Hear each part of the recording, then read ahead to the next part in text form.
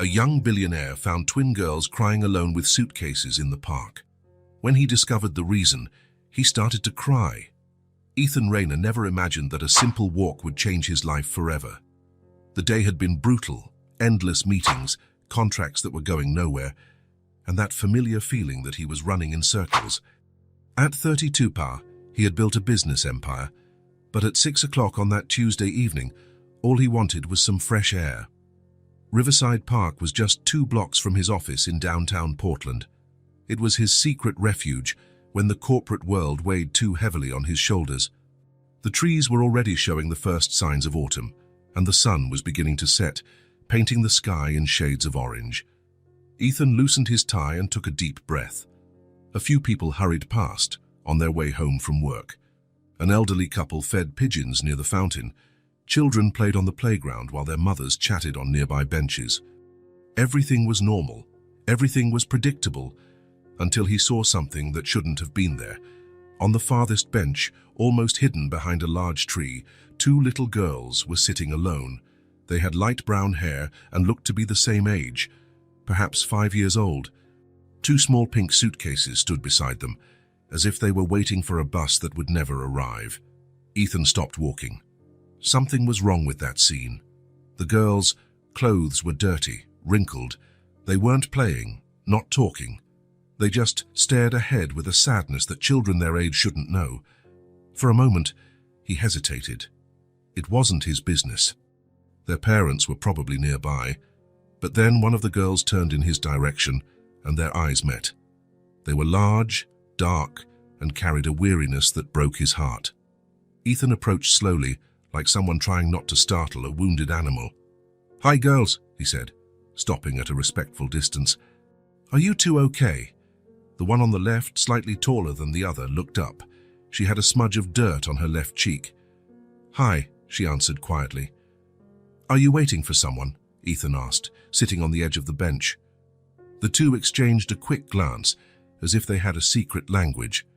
"Their mummy went to get food," said the first girl, adjusting her pink suitcase. "She told us to wait here." "When did she leave?"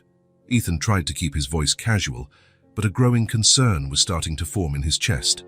The second girl, who had been silent until then, held up 4 dirty little fingers. "It's been 4 days," she murmured. The world seemed to stop around Ethan. For a moment, he thought he had misunderstood. 40 days, he repeated, his voice coming out weaker than he intended. "Uh-huh," the first girl confirmed with devastating naturalness. "On Monday, she left early in the morning. She said she was going to find work and food for us. She told us to wait right here. And you've been here, alone, this whole time." "We take turns," she explained, as if it were the most natural thing in the world. "One sleeps, the other keeps watch. Mommy always said to never leave the suitcases alone because they have all our things." Ethan felt something shatter inside his chest. His throat tightened. His eyes began to burn. "And where did you sleep? How?" "There's a little spot behind that tree," the second girl pointed timidly.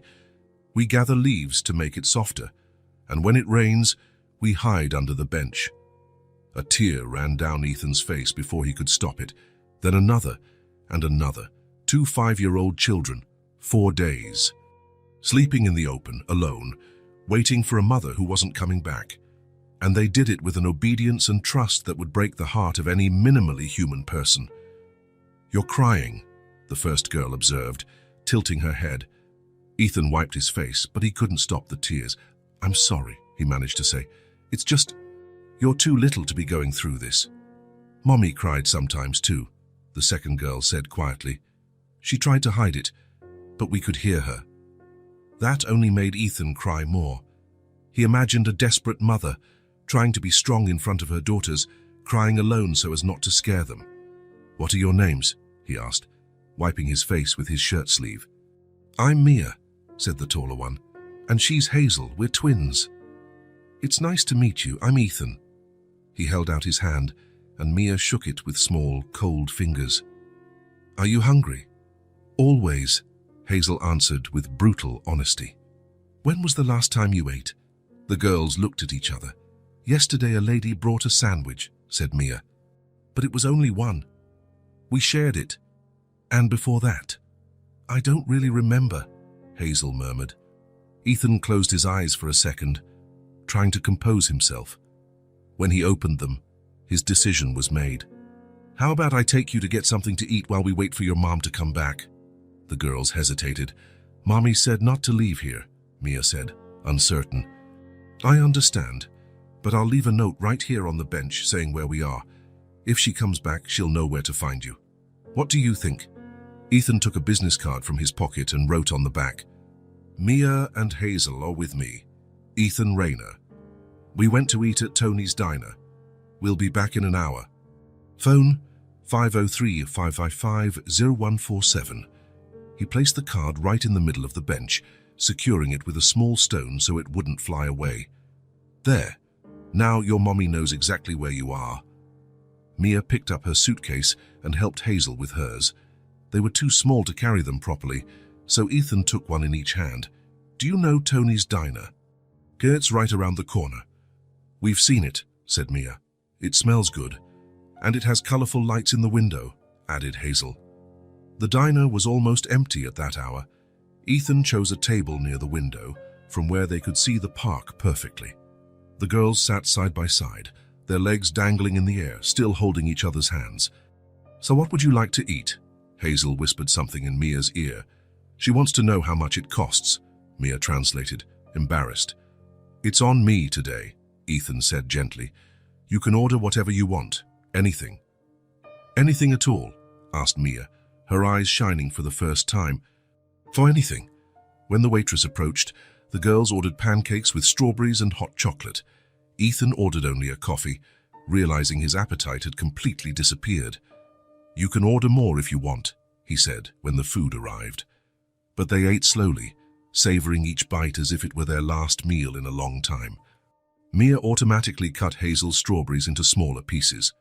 Hazel offered half of her pancake to her sister, without being asked. You take good care of each other, Ethan commented. Mommy taught us, said Mia, wiping chocolate from Hazel's chin with a napkin. She said sisters always have to protect each other. She sounds like a good mom. She's the best in the whole world, Hazel said with conviction. She makes funny voices when she reads stories to us, and she sings when we can't sleep, added Mia. And when we get sick, she stays up all night taking care of us. And she gives the best hugs, Hazel continued. Really tight and warm. Ethan felt the tears returning. A mother who loved her daughters so much wouldn't abandon them in the park. Something must have happened. She must be looking for a job, Mia said, as if trying to convince herself. Sometimes it just takes a while. She'll come back, Hazel said quietly. So she promised. When they finished eating, Ethan asked for more food to be packed to go, sandwiches, fruit, cookies, just in case their mother took longer to show up. They returned to the park while there was still a bit of daylight. The girls ran ahead, anxious, but stopped abruptly when they saw the bench was exactly as they had left it. The note was still there, untouched. No sign that anyone had come by looking for two little girls. Mia picked up the note and examined it, as if something might have changed. Hazel looked all around the park, behind every tree, as if her mother might be hiding. Mommy, she called out softly. Only the wind answered. Now what? Asked Mia, and for the first time her voice trembled a little. Ethan checked his watch. It was already past 8 o'clock. It was getting dark quickly, and the temperature was starting to drop. The reality was clear. Isla Bennett hadn't come back. How about you come to my house tonight? Ooh. It's warm. It has real beds, and tomorrow morning, bright and early, we'll come back here to wait for your mommy. I don't know. Mia hesitated. Just look. Ethan pointed to the sky. It's getting cold, and those clouds look like rain. There's no real shelter here in the park. At my house, you can take a warm bath, wear clean clothes, and sleep in soft beds. The girls looked at each other once more, weighing their options. Can we bring our suitcases? Asked Hazel. Of course. And tomorrow morning, before the sun even rises if you want, we'll come back here. Promise? I promise. Ethan's apartment was in a modern building 10 minutes from the park. In the elevator, the girls were impressed by the buttons that lit up and the soft music that played. Do you live in the sky? Asked Hazel when the doors opened on the 20th floor. Almost, Ethan smiled, opening the apartment door. The place was spacious, minimalist, with large windows that showed the city below. The girls entered slowly, as if stepping on sacred ground. "It's so big," Mia whispered. "And so clean," added Hazel. "And so quiet," observed Mia. Ethan had never thought about it before, but she was right. The apartment was too quiet. There was no children's laughter, no voices chatting, no life happening.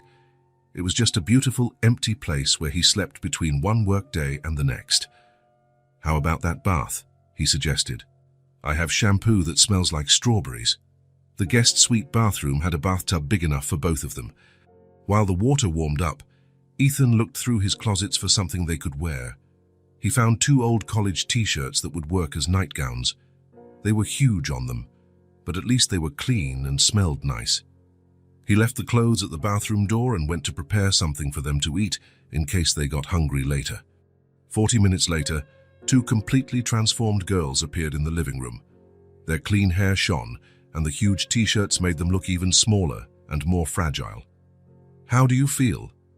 "Like princesses," said Hazel, twirling to show how the t-shirt flew. "Like we're rich," added Mia, touching the soft fabric. Ethan prepared the living room sofa with soft pillows and warm blankets. When they finally seemed ready for bed, Mia sat on the edge of the sofa. "Ethan." "Yes?" "Mommy's name is Isla Bennett. She has dark hair and sad eyes, but she's very pretty when she smiles." Ethan grabbed a notepad from the coffee table and carefully wrote it down. "Does she have anything else that makes her special? Any marks and scars?" "She has a small scar on her chin," said Hazel, "from when she fell off her bike when she was little like us." "And she wears a silver ring with a blue stone," added Mia. "She said it was from Grandma, who already died." Ethan wrote everything down. When he finished, he looked at the 2 girls who now seemed more relaxed. "I'm going to find your mommy," he said quietly. "I don't know how or when, but I will find her." "Do you really promise?" asked Mia. "I promise." Hazel had already fallen asleep, breathing softly. Mia was fighting sleep, as if afraid that if she closed her eyes, everything would turn into a bad dream. "You can sleep," Ethan whispered. "I'll stay here." And he stayed. He sat in the armchair near the sofa and watched the 2 girls sleep. As the city fell asleep outside, he picked up his phone and sent a message to his personal assistant. "Sarah, I need you to hire the best private investigator in Portland, first thing tomorrow morning. It's urgent." Then he opened his laptop and started searching. Isla Bennett. Young woman, dark hair, scar on her chin, silver ring with a blue stone. 2 5-year-old twin daughters. Something had happened to her. Women didn't abandon daughters they loved so much like this. "I'm going to find you, Isla," he murmured to himself. "They still believe. And now, so do I." The next morning, Ethan woke up determined. He had spent the night thinking about how Isla had disappeared and concluded that he needed to retrace her exact steps. Someone must have seen something. "Today we're going back to the park," he announced to Mia and Hazel during breakfast. "We're going to talk to the people who work around there." They arrived at the park at 9 in the morning. Ethan looked around, planning his strategy. There was a hot dog cart at the entrance, a newsstand on the corner, and a few street vendors scattered around the area. "Let's start there," he said, pointing to the hot dog cart. The vendor was a middle-aged man with a graying mustache, who clearly knew all the regular park-goers. "Excuse me," Ethan approached. "Can I ask you a question?" "Of course, what can I do for you?" "I'm looking for a woman who disappeared a few days ago. She has dark hair, about 25 years old, and was with 2 little girls." Ethan pointed to Mia and Hazel. "Them." The man looked at the girls, then at Ethan, confused. "These girls, I've never seen them before in my life." "Are you sure?" "They spent several days here in the park alone." "Look, I work here every day from 7 in the morning to 6 in the evening. If 2 kids had been hanging around here, I would have noticed." Ethan felt the first sign of frustration.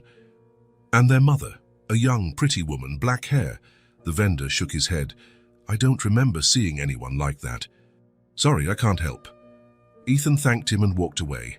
The girls walked silently beside him. "He didn't remember us," Mia observed quietly. Let's try the next one, Ethan said, determined. The newsstand was on the opposite corner. The owner was younger, wore glasses, and had an attentive way about him, like someone who watches the street traffic. "Good morning," Ethan greeted. "Have you worked here long?" "About 3 years. Why?" "I'm looking for a woman who disappeared. Dark hair, young, was with 2 little daughters." Once again, he pointed to the girls. The news vendor looked at Mia and Hazel, studying their faces. "These girls here?" "Yes. Never seen them before." "Are you sure?" "They stayed in the park for several days, right on that bench." The man took off his glasses, cleaned the lenses, and put them back on. "Look, I'm here all day. I know everyone who frequents the park. These children have never been here." "But they were," Ethan insisted. "For 4 days." "No, they weren't. I would have seen them." Ethan felt his irritation grow. How was it possible that no one had noticed 2 children alone? They tried 5 more street vendors. None of them remembered seeing the girls or Isla. It was as if they had been ghosts. "Let's talk to the bank's security guard," Ethan suggested, pointing to the building next to the park. The guard was an older, uniformed man who stood at the entrance watching the foot traffic. "Excuse me, sir, may I ask a question?" "Go ahead." "I'm looking for a woman who disappeared a few days ago. She was with 2 little daughters, these ones here." Ethan was getting tired of repeating the same story. The security guard looked at the girls, frowning. "How old are they?" 5 years old. 5 years old, alone here in the park. "Exactly. Never saw them. And I'm here from 8 to 5, every day. If there were 2 abandoned children in the park, I would have called the police right away." Ethan took a deep breath. The frustration was turning into something stronger. "Are you absolutely sure?" "Positive. 2 small children alone. I would never let that slide. 15 more minutes, 3 more people. The result was always the same. No one had seen anything." Ethan sat on the bench where the girls had spent those terrible days. Mia and Hazel sat beside him, one on each side. "No one remembers us," Hazel said sadly. "How is that possible?" Ethan murmured to himself. "We stayed really quiet, like she asked," Mia said softly. The words hit Ethan like a punch to the gut. "What do you mean, quiet?" "Mommy told us not to bother anyone," Mia explained. "To sit quietly and not make any noise." "And not to ask anyone for anything," added Hazel. "She said if we were good girls and stayed quiet, she would come back faster," Mia continued. Ethan closed his eyes. The image became clear. 2 5-year-old girls, obedient, sitting on that bench for days, without crying, without asking for help, without drawing attention. Invisible. "You didn't ask anyone for food. You didn't say you were alone." "Mommy said not to bother anyone," Hazel repeated. "So we didn't bother anyone. And when someone walked by, we pretended we were playing out," said Mia, "or that we were waiting for someone who was coming soon." "How did you get food?" "Sometimes there were leftovers in the trash," Hazel said, as if it were normal. "And one time a lady brought a sandwich.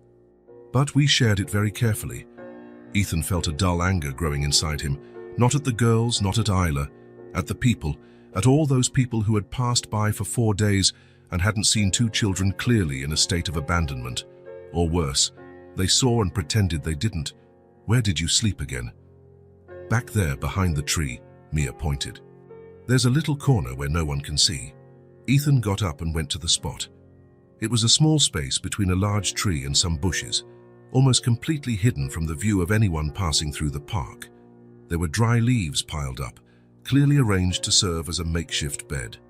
He returned to the bench where the girls were waiting.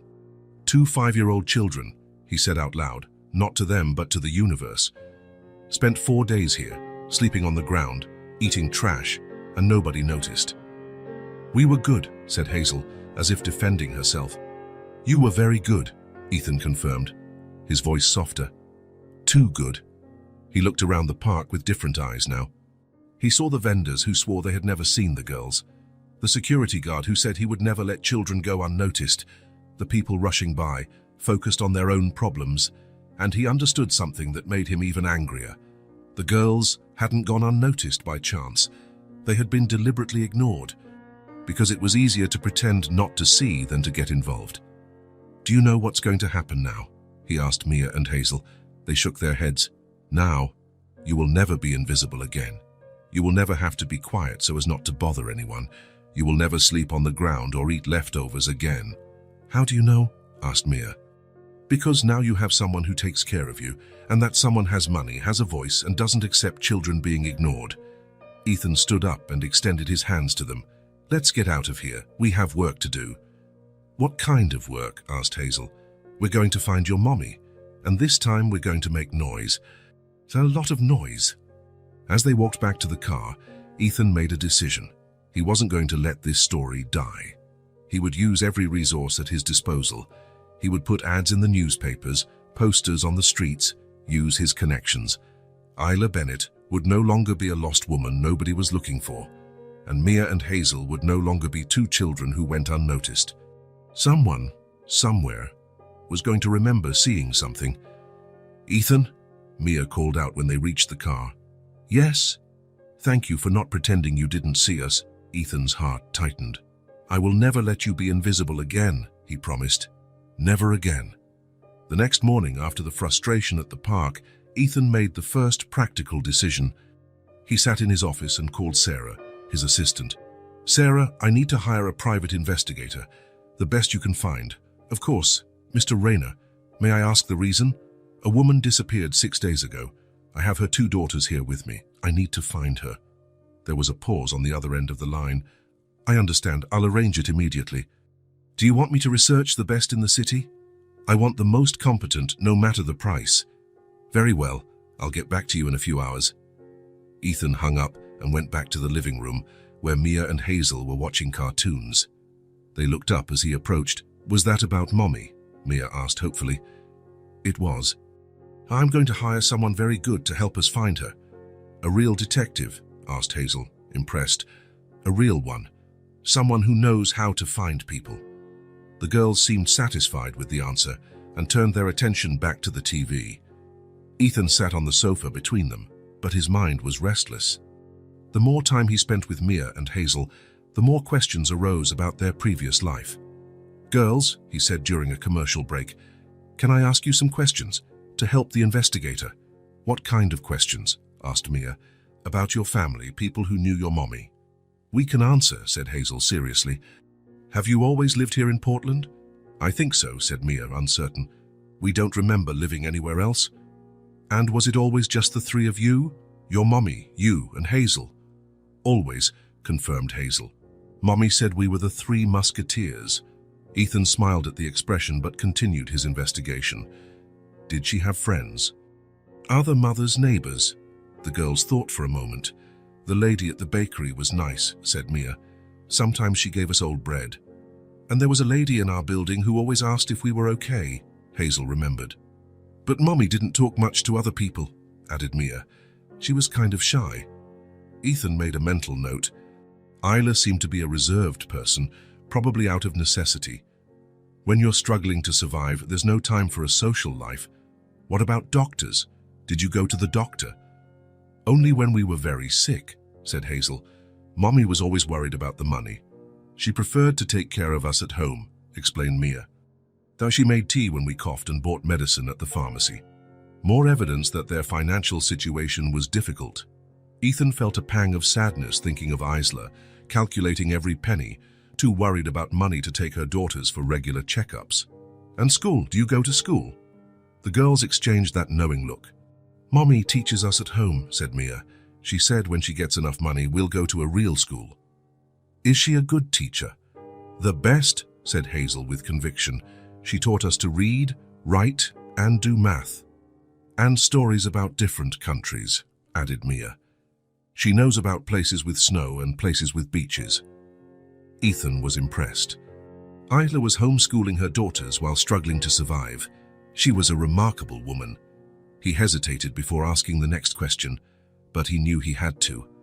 And your father? The silence that followed was different from the others. Heavier. The girls looked at each other, but this time it wasn't a knowing look. It was the look of those who share a sad secret. Hazel looked down and spoke so softly that Ethan had to lean in to hear. We never met him. Never? Ethan asked gently.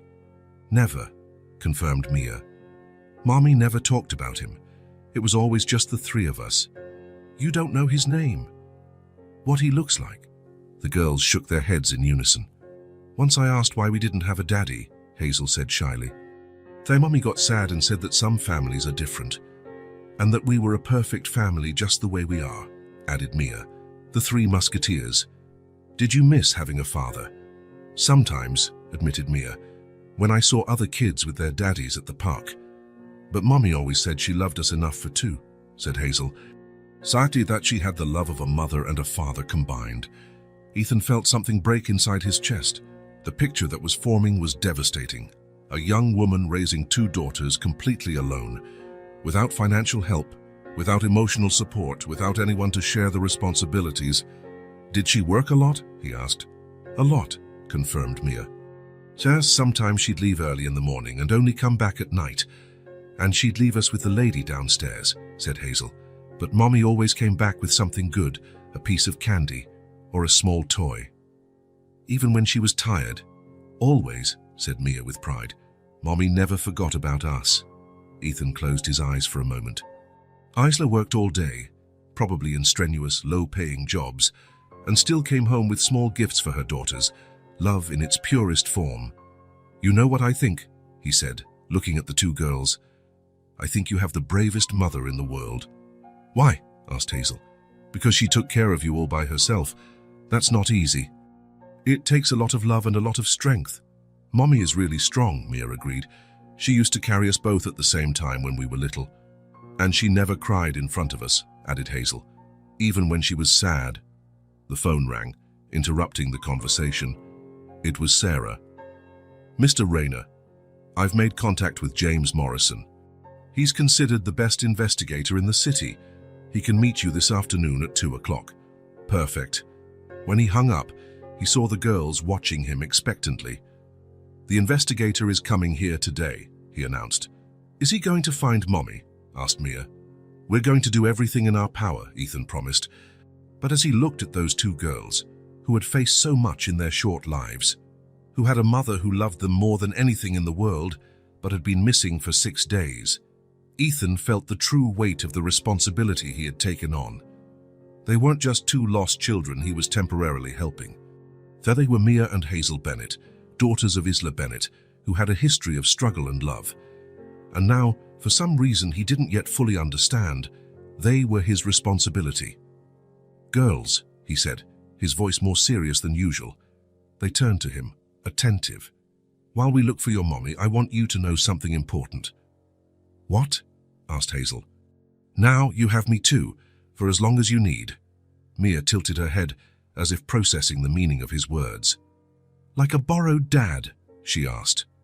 Ethan felt his throat tighten, like someone who cares about you, someone who will take care of you, someone who won't let anything bad happen.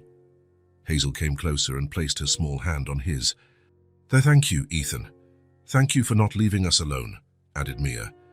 In that moment, looking at those two brave girls who had survived things no child should ever face, Ethan understood that his life had changed forever. It didn't matter what the investigator discovered. It didn't matter how long it took to find Isla. Mia and Hazel Bennett were now part of his story, and he would do anything to protect them. Ethan woke to a sound that shouldn't exist at that time of night. 3:15 in the morning, according to the digital clock that glowed in the dark. Sobs, quiet but unmistakable. He had fallen asleep in the armchair again after staying up late organizing the information for the investigator who would be coming the next morning. His neck ached from the bad position, but that didn't matter now. The girls were awake. Ethan stood up slowly, trying not to make a sound, and approached the sofa. In the dim light, he could see two small silhouettes sitting up, hugging each other. Mia, Hazel, he whispered. The sobs stopped for an instant. Then Mia lifted her head. Ethan? Her voice was choked with tears. I'm here. What happened? He turned on the dimmest lamp in the room, creating a soft light that wouldn't hurt their eyes. The two girls were sitting in the middle of the sofa, still wearing the huge t-shirts that served as pajamas, their hair messy, their eyes red from crying. We had a bad dream, said Hazel, her voice barely a whisper. Ethan sat on the edge of the sofa, keeping a respectful distance. Do you want to tell me about the dream? Mia wiped her nose on her t-shirt sleeve. We dreamed that she was never coming back, she said, the words coming out between sobs she was trying to control. That Mommy was going away forever and would forget about us, Hazel continued, snuggling closer to her sister. Ethan's heart ached. It was their deepest fear, the terror they had probably carried since they woke up that first day in the park and realized their mother wasn't there. It was just a dream, he said gently. Nightmares sometimes feel real, but they're not. But what if it is real? Asked Mia, her big eyes shining with unshed tears. What if she really doesn't come back? We miss Mommy so much, said Hazel, her voice breaking. So much. And then the floodgates opened. The two girls began to cry for real, not the contained sobs from before, but the deep weeping of children who had held everything in for too long. Ethan felt something shatter in his chest. For the past few days, Mia and Hazel had been so brave, so mature for their age. They had accepted the situation with a resignation that impressed him. But now, in the darkness of the early morning, when their defenses were down, the real pain emerged. They were just 5-year-old children who wanted their mother. Without a second thought, Ethan got off the sofa and sat on the floor in front of them, at their eye level. Come here, he said softly, opening his arms. Mia was the first to move, sliding off the sofa and straight into his lap. Hazel followed immediately, settling on the other side. Ethan wrapped them in his arms and let them cry. I know you miss her, he murmured, stroking their messy hair. It's normal to miss her. It shows how much you love her. But it hurts so much, Mia sobbed against his chest. I know it hurts. Missing someone really hurts. What if she's lost? Asked Hazel. What if she can't find her way back? Ethan took a deep breath before answering. He couldn't make promises he might not be able to keep, but he had to give them hope. Listen, he said, pulling back a little so he could look into their eyes. He held one of each of their hands. To mothers like yours, don't give up. She didn't leave because she wanted to. Something happened and now she's trying to get back to you. How do you know? Asked Mia, sniffling. Because I've seen how she raised you. You told me about her love, about how she took care of you, about how she always came home from work with something special. Mothers like that don't abandon their daughters. But it's been a week, Hazel said sadly. Sometimes things take longer than we want, Ethan explained, but that doesn't mean she's stopped trying. He squeezed their little hands. And you know what else?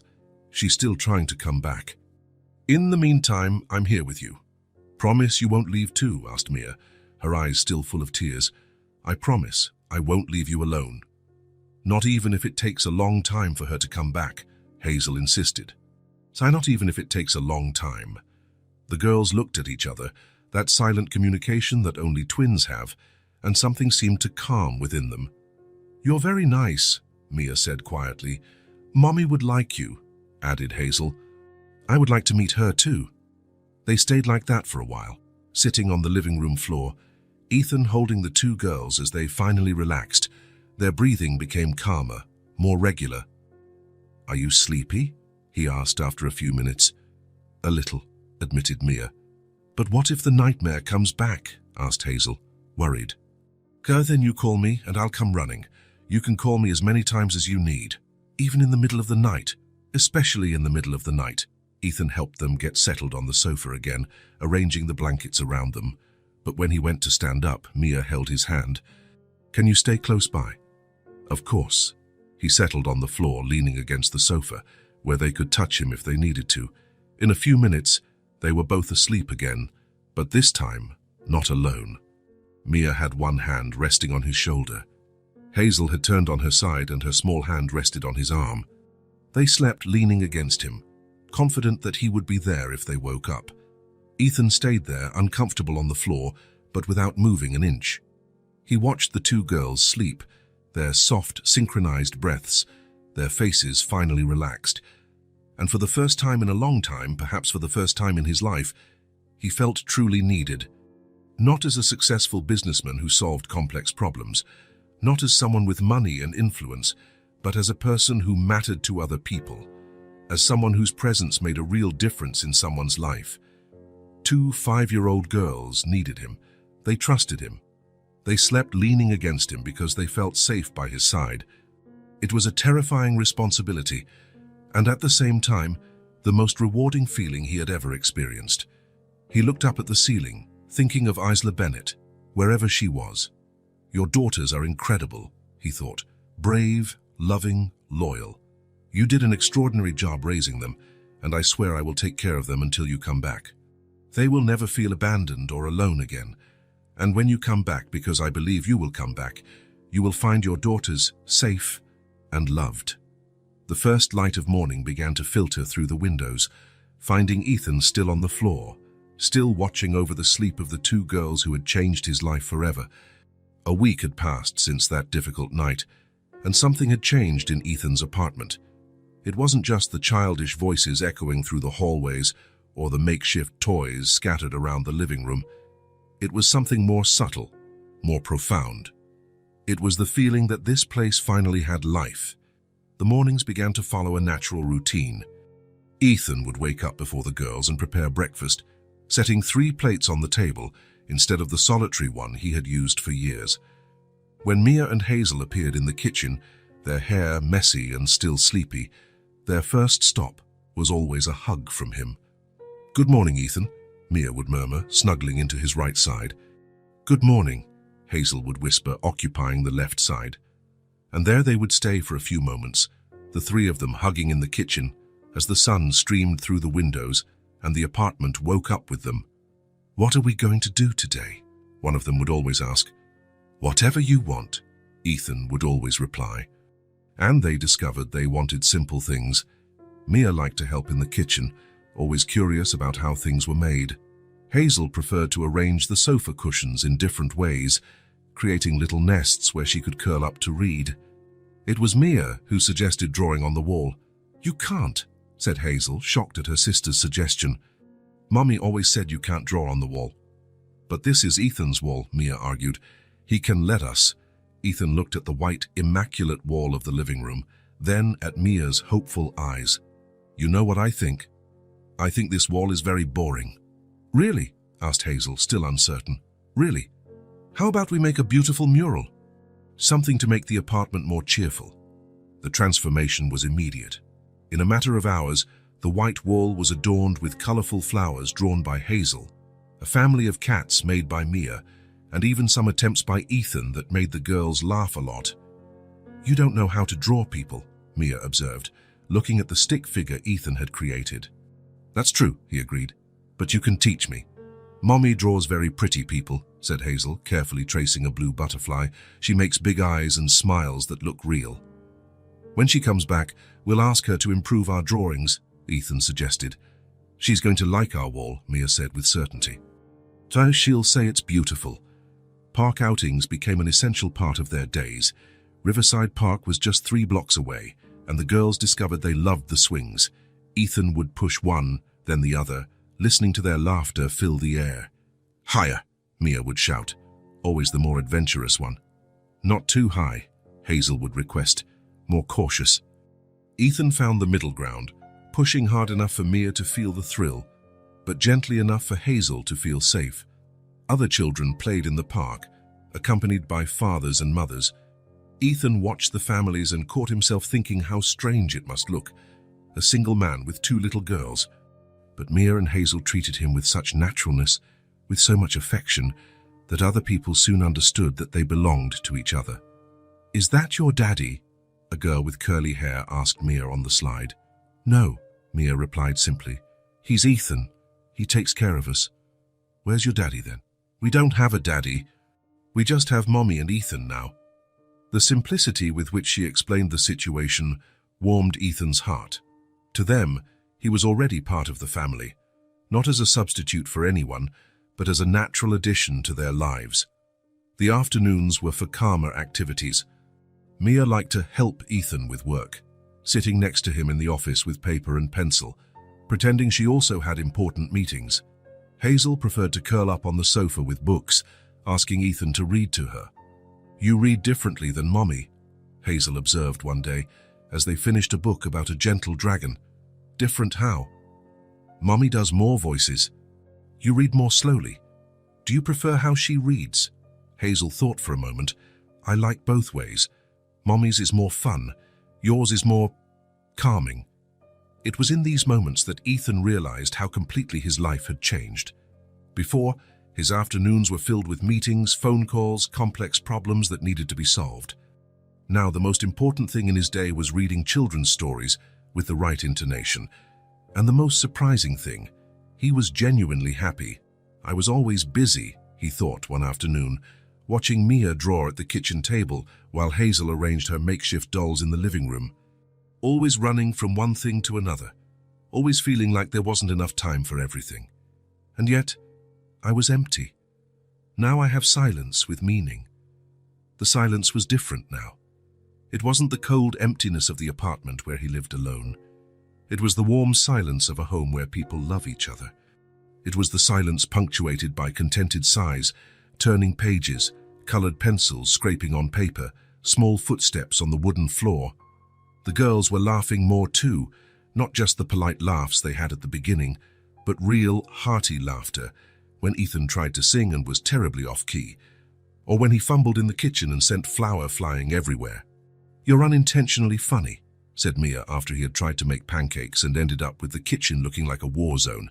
"That's the best kind of funny," added Hazel, licking raw batter off her finger, and Ethan found himself smiling.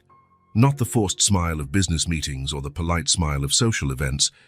It was a real smile, one that came from within, that appeared on his face without him realizing it.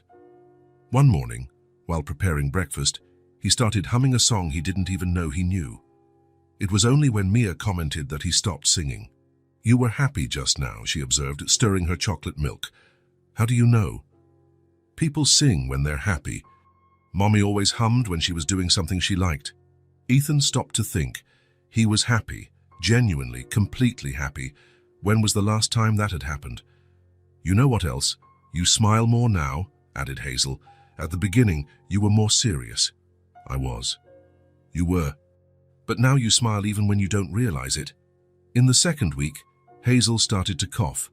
It started small, a few throat clearings during breakfast, an occasional dry cough while playing, but by the afternoon, she clearly had a cold. "I'm not sick," she insisted when Ethan suggested she rest a bit. "Of course not," he agreed. "You're just a little tired." But when night came, Hazel had a low-grade fever and a persistent cough. Ethan panicked for a moment.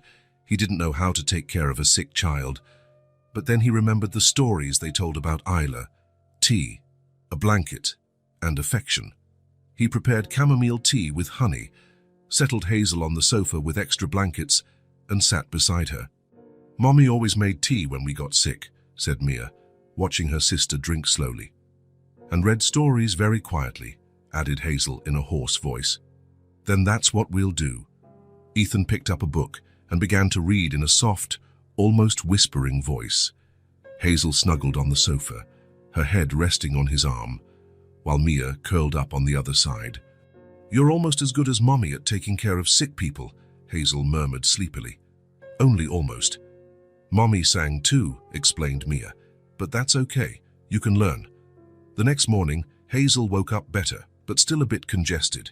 Ethan decided a warm bath would help, and he filled the tub with steam. "Let's wash this hair and get you all warm," he said, testing the water temperature. The bath turned into a small party. The girls played with foam and paper boats, while Ethan carefully washed their hair, gently massaging in the shampoo.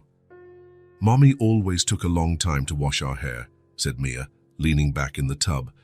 "She said clean hair took longer, but it looked prettier. She used to sing when she washed it," Hazel remembered. "A quiet song, just for us." After the bath, Ethan wrapped them in soft towels and sat with them in the bedroom to dry their hair. He used the hairdryer on the lowest setting, running his fingers through their damp strands with delicacy. It was in this intimate moment, with the two girls sitting on the floor in front of him as he carefully dried their hair, that Mia said something that changed everything. "Ethan? Yes? Can I tell you a secret about Mommy?" He turned off the hairdryer for a moment. "Of course." Mia looked at Hazel, who nodded encouragingly. "We used to hear Mommy crying at night," she said quietly, as if sharing something very intimate. "She thought we were asleep, but sometimes we could hear her." Ethan felt something tighten in his chest, but he said nothing. She would cry softly, so she wouldn't wake us up, Mia continued. And she always said the same thing. What did she say? She would say, "Everything's going to be okay. Everything's going to be okay, girls. Mommy's going to make it." Mia paused, but she was crying at the same time. "She cried alone," added Hazel sadly.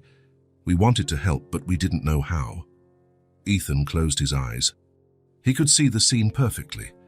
Isla Bennett, alone in the dark, trying to be brave for her daughters during the day, but allowing herself to break only when she thought no one was watching. A young mother, without support, without enough money, repeating to herself that everything would be okay while tears fell silently. He understood, not with words, with his heart. He understood the courage it must have taken to go out that morning, looking for work or trying to solve some urgent problem. He understood the desperation of having nowhere to turn, of being the only person responsible for two small, precious lives. He understood that Isla Bennett had not disappeared by choice. "She was trying to be strong for you," he finally said, his voice softer than he intended. "We knew," said Mia. "That's why we never said we heard her." "We pretended to be asleep," added Hazel, "so she wouldn't be embarrassed to cry." Ethan opened his eyes and looked at the two girls. 5 years old, and they already understood about protecting the feelings of someone they loved. They already knew about silent sacrifice and unconditional love. Isla Bennett had raised two extraordinary people. "You two are very special," he said, turning the hairdryer back on. "Your mommy did an amazing job raising you." "Do you think she's crying now?" asked Hazel, worried. "Alone, wanting to come back to us?" Ethan finished drying their hair before answering. "I think wherever she is, she's thinking of you and trying her best to come back. And I think she's not crying alone anymore." "Why not?" "Because now she knows you have someone taking care of you, someone who will make sure you're safe until she can get back." That night, while the girls slept, Ethan lay awake thinking about Isla Bennett, about her lonely cries, her courage, her daily struggle to give her daughters a decent life. And he made a silent promise. When he found her, and he believed he would make sure she never cried alone again. The phone call came on a Tuesday morning, while Ethan was helping Mia draw butterflies on the living room wall. Hazel was on the sofa flipping through a storybook when the phone rang. "Ethan Rayner," he answered. "Mr. Rayner, this is James Morrison, the private investigator. I need you to come to Mercy General Hospital immediately." Ethan felt his heart race. "Did you find something?" "We found a woman, admitted for weeks after a hit and run. No identification. She was in a coma, but the physical description matches the information you gave me." "Are you sure?" "Dark hair, approximately 25 years old, small scar on her chin. And Mr. Rayner, she's wearing a silver ring with a blue stone." Ethan closed his eyes. It was her. "I'm on my way." He hung up the phone and turned to the girls, who were watching him with curiosity. "Was that about Mommy?" asked Mia, dropping her colored pencil. "It might be. I need to go somewhere to check on something. Can you stay with Sarah for a few hours?" "Is it her?" Hazel insisted, getting up from the sofa. "I don't know yet, but I'm going to find out." 20 minutes later, Ethan was at Mercy General Hospital, following James Morrison down the white corridors that smelled of disinfectant. "She's in the ICU," the investigator explained as they walked. "She was hit by a car 3 weeks ago on a Monday morning. The driver fled the scene. She was unconscious when the ambulance arrived. No purse, no ID." 3 weeks, Ethan repeated. "Exactly when Isla disappeared." "Exactly. That's why we believe it's her." They stopped in front of a glass door. Morrison pointed inside. "Is that her?" Ethan looked through the glass and felt the world stop. She was there. Thin, pale, connected to machines that monitored her vital signs. But she was unmistakably the woman Mia and Hazel had described with so much affection. Dark hair spread across the pillow, the delicate face the girls had inherited, and yes, a small scar on her chin. "It's her," Ethan said, his voice coming out weaker than he intended. "So it's Isla Bennett." Morrison made some notes. I'll arrange for the official identification. Do you want to go in? Ethan nodded, unable to tear his eyes away from the woman in the bed. The nurse in charge of the ICU was a middle-aged woman with a motherly demeanor. Is she a relative of yours? She asked when Ethan identified himself. No. But I'm taking care of her daughters, 2 5-year-old girls. The nurse's expression softened. Her daughters were looking for her. They were waiting in the park where she left them 3 weeks ago. My God, the nurse murmured. 3 weeks alone. She must have been coming to the hospital when she was hit. We don't know. She was crossing the street downtown when she was struck. The driver didn't stop to help. Ethan approached the bed. Isla looked even younger and more fragile than he had imagined. He could see the resemblance to her daughters in the shape of her face, her small nose, the curve of her lips. She's been here since the day she disappeared, the nurse said quietly. No one came for her. We had no way to identify her. What's her condition? Stable, but still unconscious. She had a head trauma, some fractures, but nothing she can't recover from with time. Ethan pulled up a chair and sat by the bed. Morrison had left to take care of the paperwork, leaving him alone with Isla. It was strange to finally see her after all the stories the girls had told. He could imagine this woman singing softly while cooking, washing her daughters' hair with care, trying to be brave during the day and crying alone at night. Isla, he said quietly, testing the sound of her name. Your daughters are okay. They're safe with me. No reaction. Ethan took a small pink bracelet from his pocket that Hazel had made with beads the week before. She had asked him to keep it to give to Mommy when she comes back. Carefully, he placed the bracelet on Isla's wrist. It was too small for an adult, but he managed to fasten it on the last hole. They waited for you, he said in a low voice, holding her cold hand. For days, sitting on that bench because they trusted you would come back. Mia said you always keep your promises. He watched her pale face, searching for any sign that she heard him. Hazel made this bracelet thinking of you. She said she wanted to give something pretty to her mommy when she came back. He continued talking, telling her about the last 3 weeks, about how he found them in the park, about the first warm bath they took, about the drawings on the wall, about how Hazel had caught a cold and he had taken care of her. They are incredible, he said. Brave, loving, loyal. You did an extraordinary job raising them. It was then that it happened, subtle, almost imperceptible, but definite. Isla's fingers twitched slightly, a small but intentional movement. Ethan held his breath. Isla, can you hear me? Another movement, clearer this time, as if she were trying to squeeze his hand. Nurse, he called, without letting go of Isla's hand. The nurse came running. She moved. Her fingers. The woman checked the monitors, examined Isla's pupils with a small flashlight. Her signs are improving, she confirmed. She might be starting to wake up. Ethan stayed at the hospital for the rest of the day, leaving only to pick up the girls and explain the situation. He didn't want to give them false hope, but they had a right to know. We found Mommy, he said when he got home. She's in the hospital. Is she okay? Mia asked immediately. She's sick, but the doctors are taking care of her. She's going to get better. When can we see her? Hazel wanted to know. Soon. She needs to rest a little more.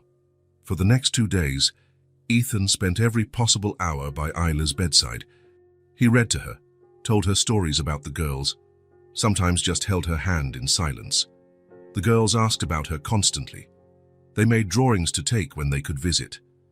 Hazel picked flowers from the park. Mia wrote a letter in crooked letters. Mommy, I love you. Come back soon. On Thursday morning, when Ethan arrived at the hospital as usual, the nurse greeted him with a smile. She's waking up, she said. Still confused, but waking up. Ethan entered the room and immediately saw the difference. Isla's eyes were open, blinking slowly, trying to focus on something. When she saw him, she tried to speak, but only a whisper came out.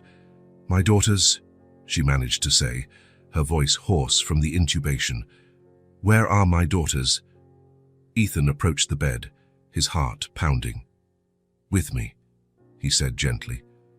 Safe, They never stopped believing in you. Isla tried to sit up, but she was still too weak. Are they? Okay. They're great. Mia and Hazel are great. They're eating well, sleeping well, playing. They're waiting to see you. Tears began to stream down Isla's face. 3 weeks, she murmured. I left them for 3 weeks. You didn't leave them. You were hit by a car. You were unconscious. They must be furious with me. They're relieved. They knew you wouldn't abandon them by choice. Ethan spent the next few minutes explaining what had happened, how he found them, how he had cared for them. Isla listened with wide eyes, sometimes smiling through her tears when he told her about the drawings on the wall or about Hazel arranging the sofa cushions. You took care of my girls, she finally said. They took care of themselves. I just made sure they were safe. How can I thank you? By getting well for them. The doctor ran some tests and allowed short visits. Ethan went to get the girls, who bounced with anxiety the entire car ride. Will she recognize us? Asked Hazel. She might be a little different because of the medicine, Ethan explained. So, but she's your mommy. When they arrived at the hospital, the girls carried their gifts, Hazel with the flowers from the park, Mia with a colorful drawing of a family of 3 holding hands. You can go in, said the nurse, but only for a few minutes. Ethan opened the room door and let the girls enter first. Isla was more awake now, propped up on pillows.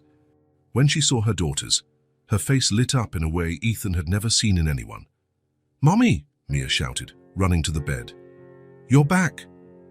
Ethan took care of us every day, said Hazel, more cautiously, but with her eyes shining with happiness. Isla extended her arms, and the 2 girls snuggled into her carefully, avoiding the wires and machines. The hug that followed was the most beautiful Ethan had ever witnessed. Isla kissed the tops of her daughters' heads, whispering words of love and apology. The girls clung to her as if they would never let go. I missed you so much, Isla cried. So much. We did too, said Mia, her face buried in her mother's neck. But Ethan said you would come back. And you did, added Hazel, just like he promised. The silence of that hug spoke more than any words. It was the sound of a family reuniting, of a love that had withstood separation, of promises kept and hopes realized. Ethan stepped back a bit, giving them privacy, but Isla called him over. Ethan. He approached the bed. Thank you, she said, the simple words carrying immense weight. Thank you for taking care of what I love most in the world. It was an honor, he replied sincerely. Isla looked at her daughters, then at him, and Ethan saw in her eyes the same fierce determination he had learned to recognize in Mia and Hazel. I'm going to get well, she said with conviction. I'm going to get well for them. I know you will. And in that moment, watching Isla embraced by her daughters, seeing the light return to Mia and Hazel's eyes, Ethan knew he had been part of something much bigger than just caring for 2 lost children. He had helped keep a family together. He had been part of a small, perfect miracle. And for the first time in a long time, he felt his life had a true purpose. 2 weeks later, on a sunny Friday morning, Dr. Mitchell entered Isla's room with a smile on his face. I have good news, Mrs. Bennett. You've been discharged. Isla was sitting on the edge of the bed, watching Mia and Hazel color in an activity book Ethan had brought. The girls now spent every afternoon at the hospital, and the room had transformed into a small family living room. Discharged? Isla repeated, as if she wasn't sure she had heard correctly. Your tests are great. Your recovery has exceeded our expectations. You'll still need physical therapy to strengthen your left arm and some follow-up appointments, but you can continue your treatment at home. That's wonderful, said Mia, dropping her colored pencil. Mommy's coming home. Isla's smile faltered for a moment. She looked at Ethan, who was sitting in the armchair by the window, and he immediately realized what she was thinking. Dr. Mitchell, Isla said hesitantly, how much time do I have to get things organized? Well, considering today is Friday, how about leaving on Monday? That gives you a weekend to prepare. When the doctor left, an uncomfortable silence filled the room. The girls continued coloring, oblivious to the tension, but Ethan could see the worry growing in Isla's eyes. Mommy, Hazel called, noticing the change in the atmosphere. Aren't you happy? I'm very happy, my love, Isla replied quickly, forcing a smile. It's just that Mommy needs to think about a few things. Ethan stood up from the armchair.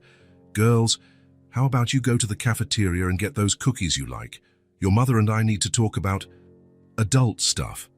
Can we? Mia asked Isla. Of course, but don't be long.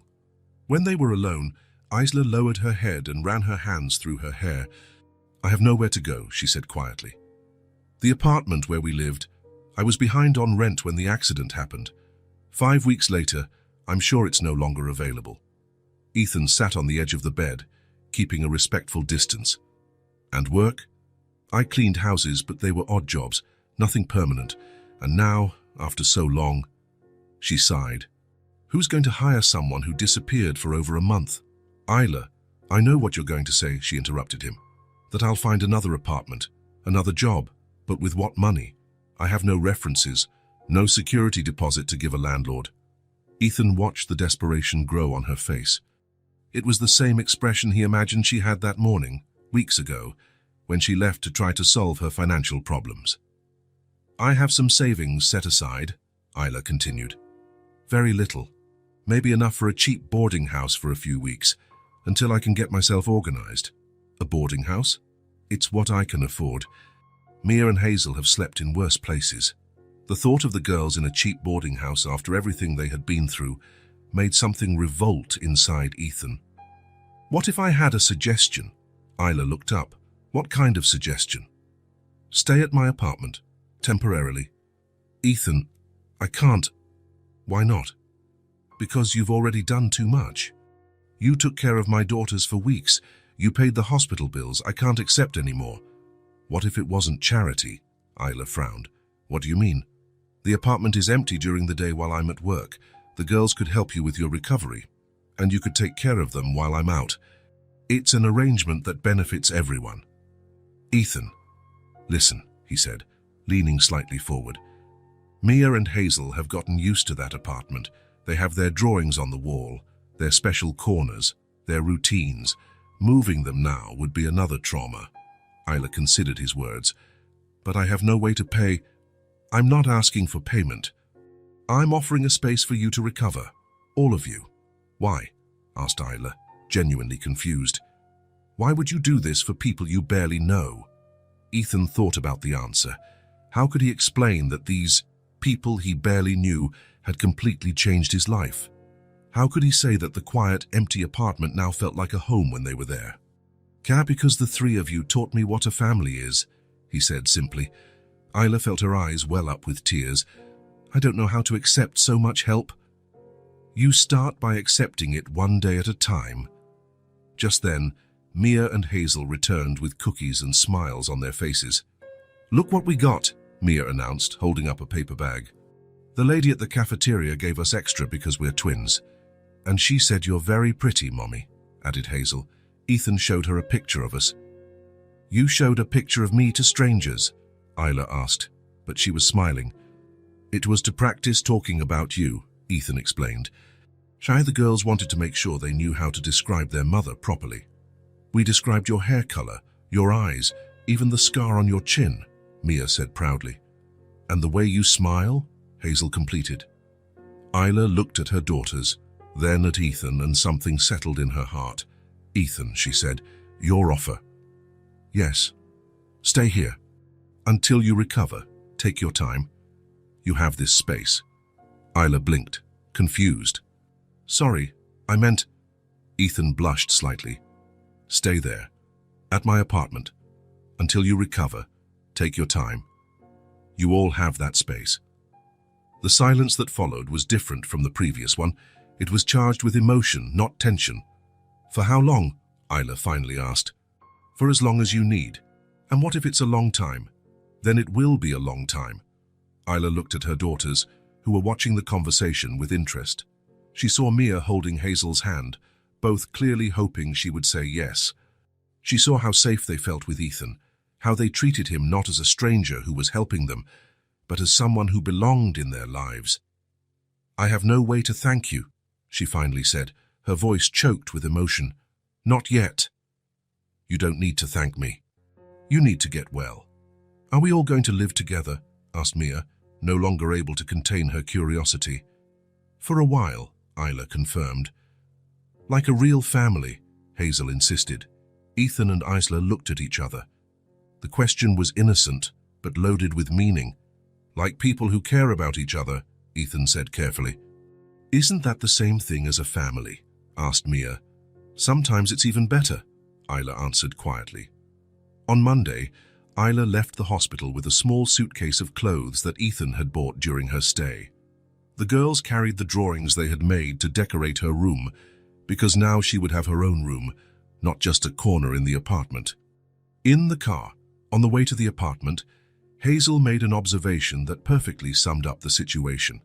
Now there are 4 of us, she said, counting on her little fingers. Mommy, me, Mia, and Ethan. 4 people who are going to learn to live together, Isla agreed. 4 people who are going to take care of each other, Ethan added. Like a family, Mia concluded with satisfaction. When they arrived at the apartment, Ethan carried Isla's suitcase while the girls ran ahead, eager to show their mother all the special corners they had discovered during their stay. Look, Mommy, our drawing wall, Mia shouted from the living room. And this is where we watch movies, Hazel called from the sofa. Isla stopped at the entrance to the living room and observed the walls decorated with children's art, the books scattered on the coffee table, the cushions arranged comfortably on the sofa. It was clearly a space that had been transformed by the presence of children. They've turned this place into a home, Ethan commented, approaching her. Santuhis, Isla corrected, looking at him. The 3 of you did this together. And it was true. Now there were 4 people in the apartment. 4 people with different stories, different baggage, different fears. 4 people trying to figure out how to build something new together. 4 people trying to learn what it means to start over. Isla looked around one more time, at her daughters who were finally safe and happy, at the man who had saved her family when she couldn't, at the apartment that would now be their temporary home. And for the first time in a long time, she felt that maybe, just maybe, everything really was going to be okay. 2 weeks later, on a sunny Friday morning, Dr. Mitchell entered Isla's room with a smile on his face. I have good news, Mrs. Bennett. You've been discharged. Isla was sitting on the edge of the bed, watching Mia and Hazel color in an activity book Ethan had brought. The girls now spent every afternoon at the hospital, and the room had transformed into a small family living room. Discharged, Isla repeated, as if she wasn't sure she had heard correctly. Your tests are great. Your recovery has exceeded our expectations. You'll still need physical therapy to strengthen your left arm and some follow-up appointments, but you can continue your treatment at home. That's wonderful, said Mia, dropping her colored pencil. Mommy's coming home. Isla's smile faltered for a moment. She looked at Ethan, who was sitting in the armchair by the window, and he immediately realized what she was thinking. Dr. Mitchell, Isla said hesitantly. How much time do I have to get things organized? Well, considering today is Friday, how about leaving on Monday? That gives you a weekend to prepare. When the doctor left, an uncomfortable silence filled the room. The girls continued coloring, oblivious to the tension, but Ethan could see the worry growing in Isla's eyes. Mommy, Hazel called, noticing the change in the atmosphere. Aren't you happy?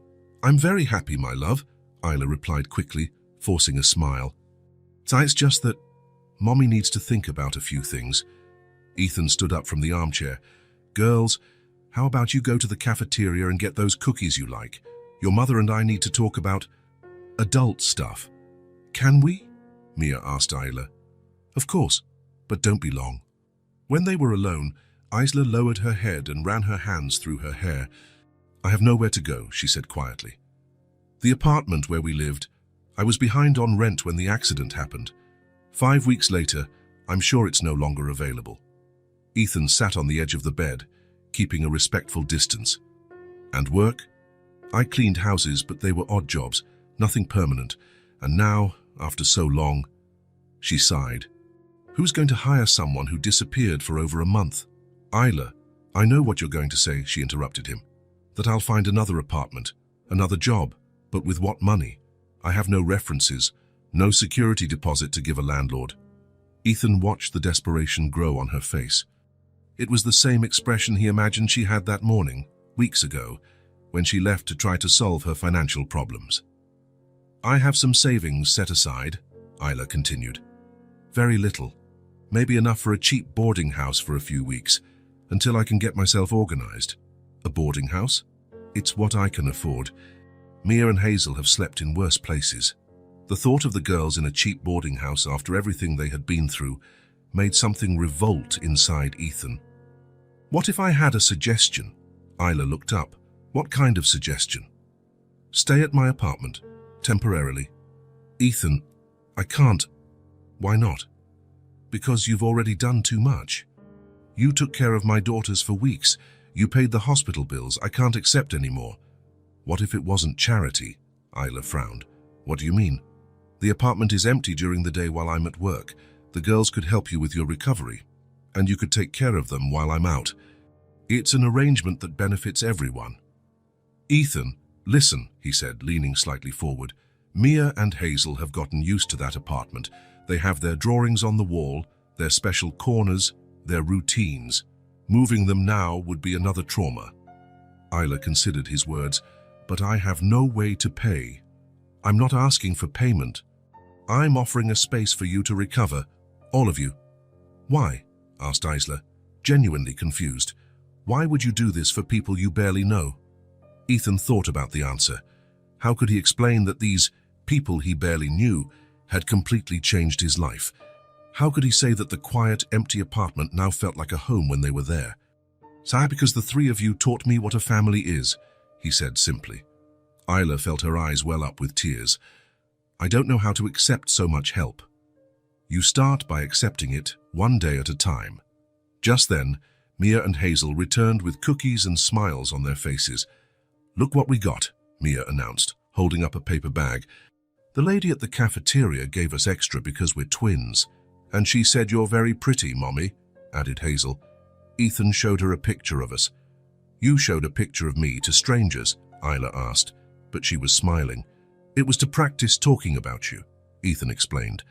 The girls wanted to make sure they knew how to describe their mother properly. "We described your hair color, your eyes, even the scar on your chin," Mia said proudly. "And the way you smile," Hazel completed. Isla looked at her daughters, then at Ethan, and something settled in her heart. "Ethan," she said, "your offer." "Yes?" "Stay here. Until you recover, take your time. You have this space." Isla blinked, confused. "Sorry, I meant..." Ethan blushed slightly. "Stay there, at my apartment. Until you recover, take your time. You all have that space." The silence that followed was different from the previous one. It was charged with emotion, not tension. "For how long?" Isla finally asked. "For as long as you need. And what if it's a long time? Then it will be a long time." Isla looked at her daughters, who were watching the conversation with interest. She saw Mia holding Hazel's hand, both clearly hoping she would say yes. She saw how safe they felt with Ethan, how they treated him not as a stranger who was helping them, but as someone who belonged in their lives. "I have no way to thank you," she finally said, her voice choked with emotion. "Not yet." "You don't need to thank me. You need to get well." "Are we all going to live together?" asked Mia, no longer able to contain her curiosity. "For a while," Isla confirmed. "Like a real family," Hazel insisted. Ethan and Isla looked at each other. The question was innocent, but loaded with meaning. "Like people who care about each other," Ethan said carefully. "Isn't that the same thing as a family?" asked Mia. "Sometimes it's even better," Isla answered quietly. On Monday, Isla left the hospital with a small suitcase of clothes that Ethan had bought during her stay. The girls carried the drawings they had made to decorate her room, because now she would have her own room, not just a corner in the apartment. In the car, on the way to the apartment, Hazel made an observation that perfectly summed up the situation. "Now there are 4 of us," she said, counting on her little fingers. "Mommy, me, Mia, and Ethan. 4 people who are going to learn to live together," Isla agreed. 4 people who are going to take care of each other, Ethan added. "Like a family," Mia concluded with satisfaction. When they arrived at the apartment, Ethan carried Isla's suitcase while the girls ran ahead, eager to show their mother all the special corners they had discovered during their stay. "Look, Mommy, our drawing wall!" Mia shouted from the living room. "And this is where we watch movies," Hazel called from the sofa. Isla stopped at the entrance to the living room and observed the walls decorated with children's art, the books scattered on the coffee table, the cushions arranged comfortably on the sofa. It was clearly a space that had been transformed by the presence of children. "They've turned this place into a home," Ethan commented, approaching her. "Santuhis," Isla corrected, looking at him. "The three of you did this together." And it was true. Now there were 4 people in the apartment, 4 people with different stories, different baggage, different fears, 4 people trying to figure out how to build something new together, 4 people trying to learn what it means to start over. Isla looked around one more time, at her daughters who were finally safe and happy, at the man who had saved her family when she couldn't, at the apartment that would now be their temporary home. And for the first time in a long time, she felt that maybe, just maybe, everything really was going to be okay. 6 months later, on a spring afternoon, Isla held the keys to her new house with hands trembling with emotion. "Is it really ours, Mommy?" asked Mia, looking at the little yellow house with a garden in front. "It's ours," Isla confirmed, her voice full of pride. "We did it." The house was small but perfect. 2 bedrooms, a cozy living room, a kitchen with a table big enough for 4, because Ethan would always be welcome. There was a small yard where the girls could play and even a flower bed where Isla planned to plant flowers. "Can I choose my side of the room?" asked Hazel, already running towards the door. "We can choose together," replied Mia, following her sister. Ethan watched the scene, leaning against his car, a proud smile on his face. The last few months had been an impressive transformation. Isla had fully recovered from the accident, landed a steady job as an administrative assistant at a medical clinic, and saved enough for a down payment on her own house. "Aren't you coming to see?" asked Isla, approaching him. "Yeah, of course." The house smelled of fresh paint and possibilities. The girls ran from room to room, planning where they would put their toys, where they would do their homework, where they would watch television. "Your room is really big," Ethan observed. "And it has a window that looks out to the garden," said Hazel, pointing. "I can see if there are any birds." "And the kitchen has a counter where we can help cook," added Mia. Isla made a point of showing every corner to Ethan as if his approval was important, and it was. During the months in his apartment, Ethan had become more than a friend. He was part of the family they had built together. "The living room is perfect for movies," said Isla, opening the curtains to let in more light. "And for games," Ethan agreed. "You're going to love having more space." The move happened gradually over the following week. Ethan helped transport the few pieces of furniture Isla had bought, assembled the girls' bed, and installed shelves on the wall. Not because she needed the help, Isla had proven to be incredibly capable and independent, but because he wanted to be present for the important milestones in their lives. On the first Sunday in the new house, Isla prepared a special lunch, homemade lasagna, salad, and a chocolate cake the girls had helped make. The table was set for 4, as always. "So it's just like Sundays at your apartment," Mia observed, arranging the napkins. "Better," said Hazel, "because now it's our real house." During lunch, Ethan observed how they had transformed. Isla had a newfound confidence, a sparkle in her eyes that wasn't there when they first met. The girls were taller, more talkative, more self-assured. They made plans for the future, talked about school, about new friends they had made in the neighborhood. "Mrs. Rodriguez from next door said I can help in her garden," Hazel shared. "She has beautiful red roses." "And the boy from the blue house is 7 and likes to draw too," said Mia. "He showed me a drawing of a dragon." Isla smiled, serving more lasagna to Ethan. "They've adapted quickly. Children have a knack for it." "All 3 of you have," Ethan corrected. "You've adapted too. You got a job, a house, built a new life. With your help. The help was just at the beginning. The rest was all your own merit." After lunch, the girls went out to explore the yard, leaving Ethan and Isla to clear the dishes in the kitchen. It was a simple but comforting domestic routine. "Do you know what I like most about this house?" said Isla, drying a plate. "What?" that I earned it with my own work. For the first time in my life, I have something that is truly mine." Ethan stopped washing the glasses. "What do you mean, the first time?" "I always depended on someone. My parents when I was little, then, well, the girl's father when I was pregnant. And when he left, any job I got, any place I lived, always felt temporary, like it could fall apart at any moment." She paused, looking out the window at her daughters playing. "But this is different. It's mine because I worked for it, because I proved that I can." "You always could," Ethan said softly. "You just needed the opportunity." The following months established a new routine. Ethan would visit 2 or 3 times a week, sometimes for dinner, sometimes just to help the girls with their homework. Isla insisted on reciprocating, inviting him for Sunday lunches, sending him meals when she knew he was busy at work. "You don't have to do this," he would always say. "I don't have to," Isla would agree. "I want to." One Thursday afternoon, Ethan arrived to find the girls doing homework at the kitchen table, math for Mia, reading for Hazel. They had started attending regular school and were loving it. "Ethan," Mia shouted when she saw him, "can you help me with this problem? The teacher explained it, but I didn't quite get it." "Of course." He sat beside her, patiently explaining how to solve subtraction problems. Hazel, who had finished her reading, snuggled up on his other side with a storybook. Can you read to me later?" she asked. "I always can." Isla watched from the kitchen sink, a soft smile on her face.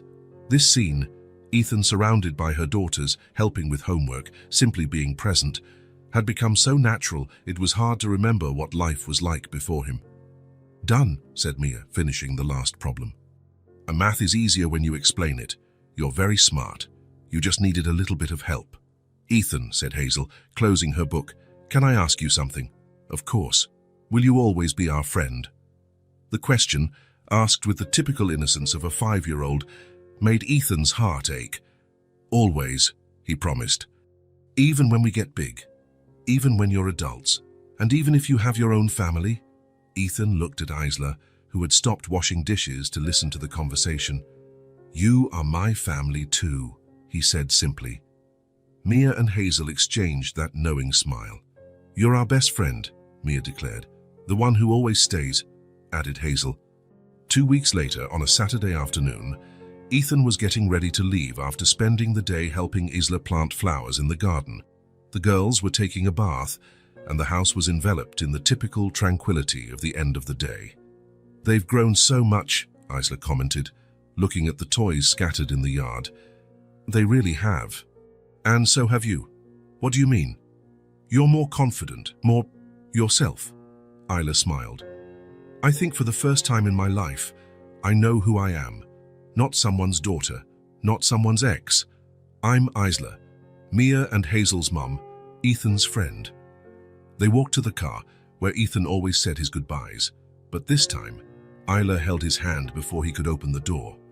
"Ethan," he turned to her, "I will never forget what you did for me and for my daughters." "Isla, let me finish," she said softly. "Before I met you, I thought rich people didn't care about anyone, that they had money and power, but no heart." Ethan felt his eyes well up with tears. "But you showed me it's different.